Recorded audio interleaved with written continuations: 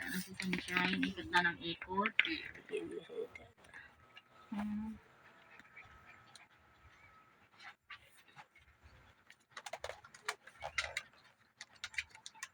Bantayin na po ang buntis, maanak na po. Bantayin na ang buntis, mga anak na. Sige na po ang ikot. Ayan po, hindi na mapakali. Binabantayan na po namin.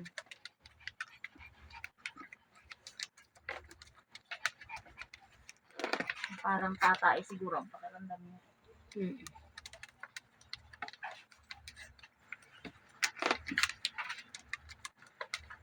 Ganyan niya pag yung kumaanak siya ito. Tapos video na ulit. At ito po, ang aking habang naghahanap ng pagpwestuhan, ito namang mga anak ko, nakapatong natin mo din. Lahat po ng kasisitsuhan ay nasa kama.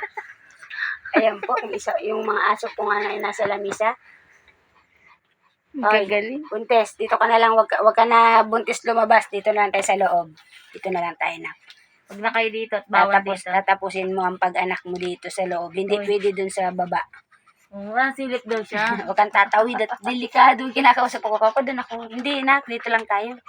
Dito lang po kami kasi delikado po itong buntis. Pamalaglag pa siya. Bingot ang anak nito. Bingot.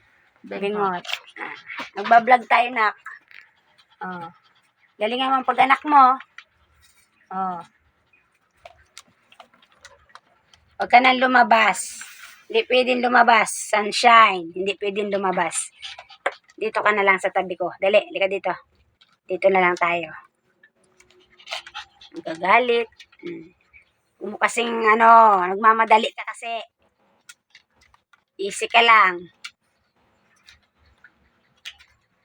Hindi nga pwedeng lumabas. Malaglag ka dyan. Magagalit. Gusto talaga sa kama. Hindi ka pwede doon. Mababasa ng dugo yung kama. Dito lang tayo.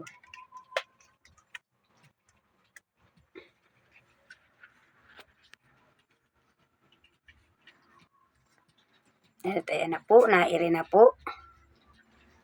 Hindi ko po alam kung lalabas na yan o false alarm.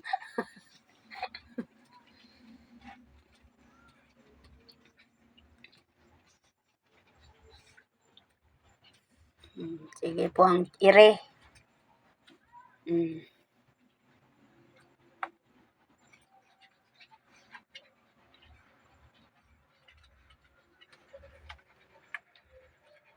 Lakad-lakaran mo at nang bumaba yung mga papi.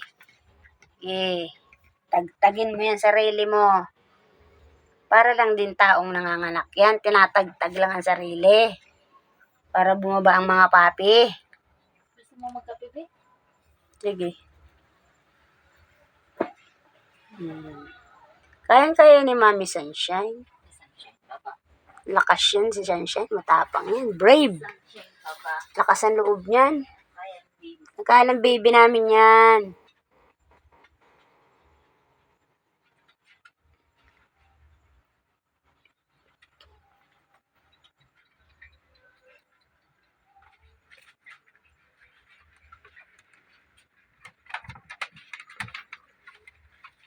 Ayun, nagtago na po.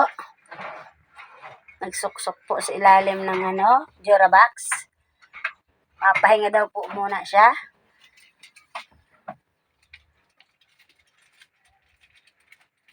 Nak, nagtigil ang paghilab. Pahinga, pag tumigil. Maya naman uli.